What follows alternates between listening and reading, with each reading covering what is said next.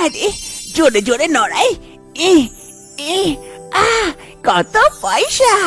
আরে কি দারুণ, কত পয়সা ধরেছে। আরে কিন্তু সব কটা পয়সা তো পড়লো না, এই উপরের গুলো বেঁচে আছে, কি করি? হ্যাঁ, বৌমাকে ডাকি, দুজনে মিলে নড়ালে সব পয়সাই পড়ে যাবে। আরে বৌমা, বৌমা গো, কোথায় আছো? তাড়াতাড়ি এসো তো, বাইরে দেখো, তাড়াতাড়ি এসো। আরে সকাল সকাল মায়েরও মাথা খারাপ হয়ে গেছে, এত চেঁচামেচি কেন করছে? কি হয়েছে মা, এত চেঁচামেচি কেন করছেন সকাল সকাল? আরে বৌমা, দেখো দেখো, পয়সার গাছ কোথা থেকে হয়েছে রাতারাতি, এত পয়সা ধরেছে। নিচেকার গুলো তো পেরে নিয়েছি, উপরকার গুলো পারতে পারছি না। এসে একটু গাছটা নড়াও তো, দেখি উপরকার গুলো পেরে নি, লোকে দেখলে পেরে নিয়ে পালিয়ে যাবে। আরে হ্যাঁ, এ তো পয়সার গাছ, কোনোদিনও তো দেখিনি, স্বপ্নতেও না, শুনেছিলাম গল্পতে, আজকে চোখের সামনে দেখছি। দাঁড়ান মা, আসছি এক্ষুনি নড়াতে। তারপর শাশুড়ি কোকিলা দেবী আর তার বৌমা লতা দুজনে মিলে গাছটাকে ঝড়ঝড় করে নড়ায়, আর যা পয়সাও ছিল সব নিচে পড়ে যায়। তা দেখে শাশুড়ি মা কোকিলা দেবী অনেক খুশি হয়, আর তাড়াতাড়ি গিয়ে সব পয়সাগুলোকে কুড়িয়ে নেয়, হাতে অনেকটাই পয়সা হয়ে যায়। শাশুড়ি মা অনেক খুশি হয়ে যায়। আরে বৌমা, তুমি কি জানো এই গাছটা কোথা থেকে এলো রাতারাতি? করেছে কেমন করে? হ্যাঁ মা, মনে হয় সেই কথাটাই আছে। আসল কথা কি? কিছু সময় আগেকার কথা, কিষণপুর নামক এক গ্রামে সুধীর নামের এক ব্যক্তি ছিল। সে অনেক পরিশ্রমী, তার মাঠ ছিল, সেই মাঠেও ক্ষেতিবাড়ি করে নিজের জীবন যাপন করত, রাত দিন সেখানে অনেক পরিশ্রম করত। তার বাড়িতে তার এক বুড়ি মা কোকিলা দেবী এবং তার বউ লতা ছিল, তাদের মধ্যে খুব ভালো পড়তো। মা, আজকে খাবারে কি বানাবো মা? আরে বৌমা, তোমার যা ইচ্ছা তাই বানিয়ে দাও, তোমার হাতে তো জাদু আছে গো, যাই বানাও খুব সুন্দর লাগে খেতে, টেস্টি। তা তোমাকে যা ভালো লাগে বানিয়ে দাও, সেটাই আমি খেয়ে নেবো। এরকমই সবাই খুশিতে খুশিতে ব্যতীত করত। সকাল হতেই সুধীর নিজের মাঠের দিকে কাজের জন্য চলে যায়, আর এইদিকে তার বউ লতা নিজের কাজ দিয়ে ব্যস্ত হয়ে যায়। আরে যাই, ঘরটা ঝাড় দিয়ে দিগা, অনেক সময় তো হলো, তাড়াতাড়ি উঠোনটা দিয়ে ঘরের কাজও পড়ে আছে। তারপর লতা ঝাঁটা উঠিয়ে উঠোনটা ঝাড় দিতে লাগে, তখনই সেখানে তার শাশুড়ি মা কোকিলা দেবী আসে। কই গো বৌমা, বৌমা, ঘরের কাজ সারতে লাগলে? আমাকে তো সকাল থেকে চা দাওনি মা, তোমার চা না খেলে সকালই হয় না, দেখো ভালো করে ঘুমটাও ছাড়েনি, একটু চাটা বানিয়ে দাও। আরে হ্যাঁ মা, আমি তো ভুলে গেছি, দাঁড়ান এক্ষুনি বানিয়ে দিচ্ছি, আপনি গিয়ে বসুন, আমি নিয়ে আসছি। তারপর শাশুড়ি মা যায় ঘরের দিকে, আর বৌমা যায় রান্নাঘরের দিকে চা বানাতে। এইরকমই আস্তে আস্তে সময়টা পার হতে লাগে। একদিন সুধীর ঘরে বসেছিল, তখনই তার বউ লতা চা নিয়ে পৌঁছায় সেখানে। এই নাও গো তোমার চা। হ্যাঁ হ্যাঁ দাও, আর এই নাও, এই পয়সাটা ভালো করে রেখে দাও তো। হ্যাঁ গো, এতটা পয়সা কোথায় পেলে? এত টাকা কোথা থেকে আনলে গো? আরে মাঠে খুব ভালো ধান হচ্ছে, তো এবার আমি ভাবলাম যে ভালো কোনো দামি চাল ধান বসাবো, তাই জন্য মহাজনের কাছ থেকে ধার নিয়ে এসেছি। এবার যদি এই ধানটাও ভালো করে হয় তো আমাদের একটু ভালো কামাই হবে, ঘরটাও ভালো করে চলবে, সবকিছু ভালোই হবে। এই জন্য কিছু পয়সা ধার নিয়ে এসেছি মহাজনের কাছে, এবার তুমি এই পয়সাটাকে ভালো করে রেখে দাও।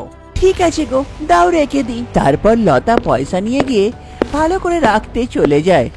কদিন পর থেকেই সুধীর মাঠে চলে আসে, মাঠটাকে ভালো করে সমান করে নেয় বীজ বসাবার জন্য, আর ভালো করে করার পর বীজ ছিটিয়ে দেয় যাতে ভালো ফসল হয়। ভালো করে সব বীজগুলোকে তো ছিটিয়ে দিয়েছি, এবার যেন ভালো করে ফসল হয়ে যায়, তাহলেই সব ঠিক হয়ে যাবে, এবার কামাইটা একটু ভালো হবে, ভালো দামি বীজ তো তাই। তারপর সুধীর সেখান থেকে চলে যায়।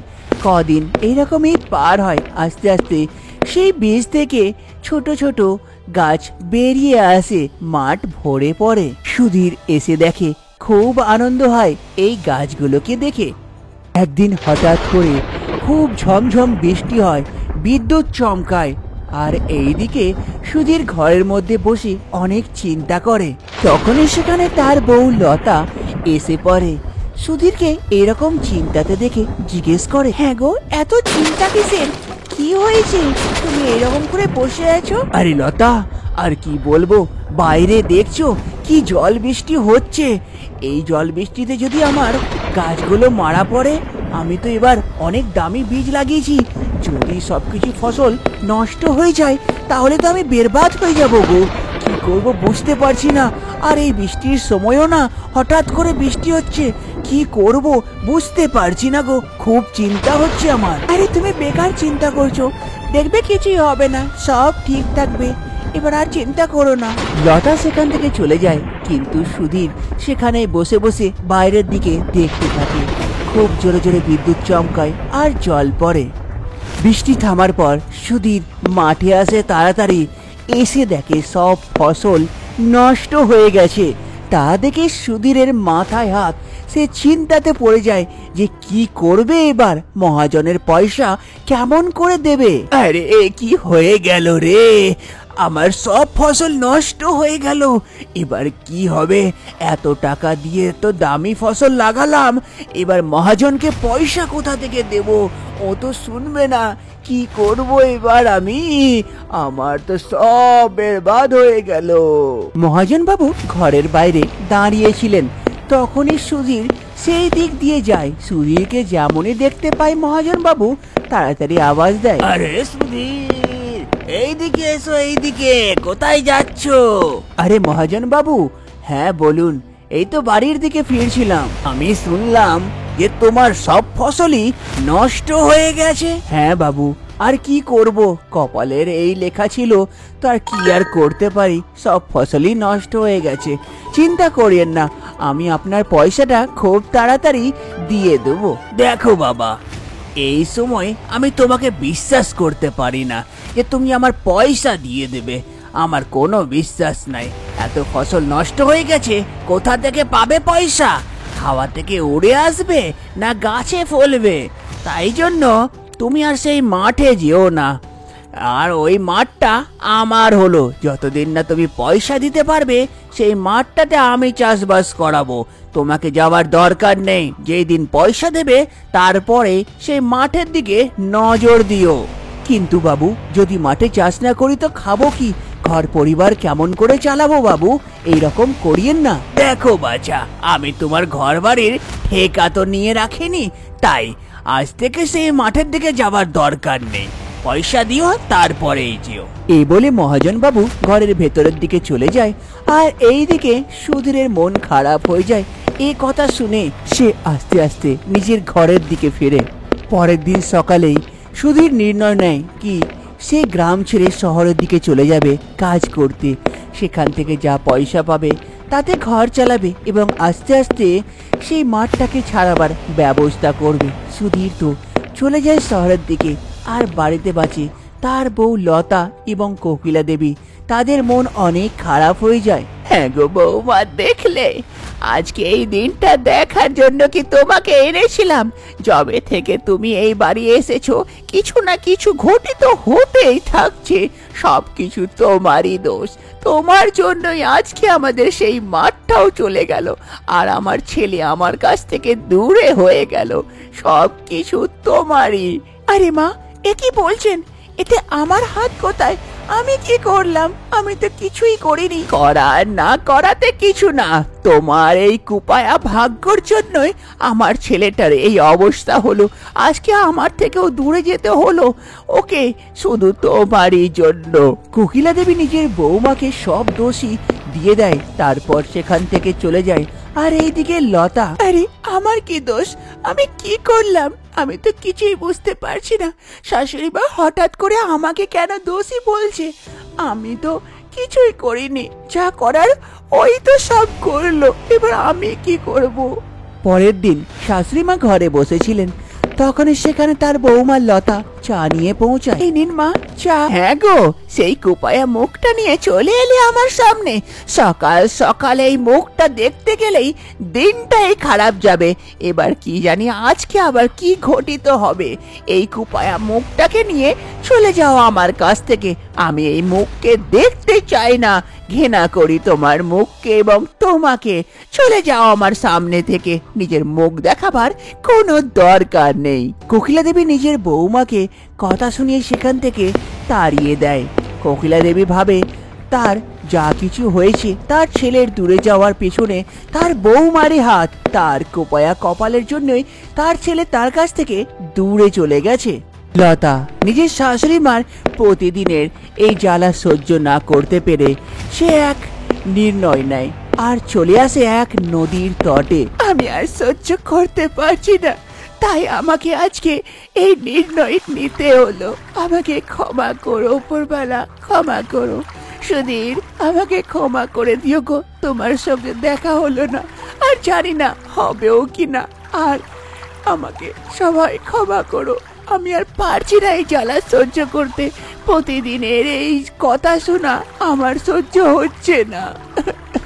হে নদী, আমি তোমার গভীরে চলে যেতে চাই আর এই জীবনটাকে সমাপ্ত করতে চাই। তাই আমাকে গ্রহণ করো, আসছি আমি তোমার গভীরে। এই কথা বলে লতা যেমনই নদীতে ঝাঁপ দিতে যায়, তখনই সেখানে নদীতে চান করছিল এক সাধু বাবা উঠে আসে আর লতাকে দেখে, আরে মা, এই কি করতে যাচ্ছিস তুই? পাপ কাজ এ করিস না মা, এ করা অনেক পাপ। এমন কি হয়ে গেল তোর জীবনে যে এত বড় ডিসিশন নিতে এলি তুই? না না, এ করতে হয় না মা। না বাবা, আপনি জানেন না আমার সঙ্গে কি কি হচ্ছে। আমার কাছে আর কোনো উপায় নাই বাবা, তাই আমাকে এ কাজ করতে হবে। আপনি না করিয়েন না, আপনি সরে যান আমার সামনে থেকে। না বেটি, আমি সরবো না। আমি জানতে চাই যে তোর এত বড় কি এমন কথা আছে যার জন্য তুই এত বড় পাপের কাজ করতে এসেছিস। বল আমাকে, হয়তো আমি সমাধান বার করে দিই কোনো। তুই বলে তো দেখ একবার। যদি জানারই আছে তো শুনুন, আসলে কি ব্যাপারের জন্য আমি এই কাজ করতে এসেছি। তারপর লতা সেই সাধু বাবাকে সব কথাই বলে যে তার স্বামীর যাওয়ার পর থেকে শাশুড়ি মা তাকে কিভাবে জ্বালাচ্ছে আর আজকে এই অবস্থায় লতা এখানে এসে পড়ে। এই কথা শোনার পর সাধু বাবা বলে, হ্যাঁ রে বেটি, এই তুচ্ছ কথার জন্য তুই এত বড় ডিসিশন নিচ্ছিস? না না, এ করা নিশ্চয়ই ভুল কাজ। এ করতে হবে না, এর উপায় আছে আমার কাছে। দাঁড়া, তোকে দিচ্ছি এক্ষুনি। তারপর সাধু বাবা নিজের কাছ থেকে এক বীজ বার করে লতার দিকে বাড়িয়ে বলে, এই নে, এই বীজটা নিয়ে যা, ঘরে লাগিয়ে দিস, তোর সব সমস্যার সমাধান হয়ে যাবে। যা। কিন্তু বাবা, এ কিসের বীজ? কি হবে এতে? আর প্রশ্ন না করে এই বীজটা বাড়িতে গিয়ে লাগা, তারপর দেখবি তোর সমস্যা দূর হচ্ছে কি হচ্ছে না। লতা আর কিছু জিজ্ঞেস না করে সেই বীজটাকে নিয়ে ঘরের দিকে ফিরে।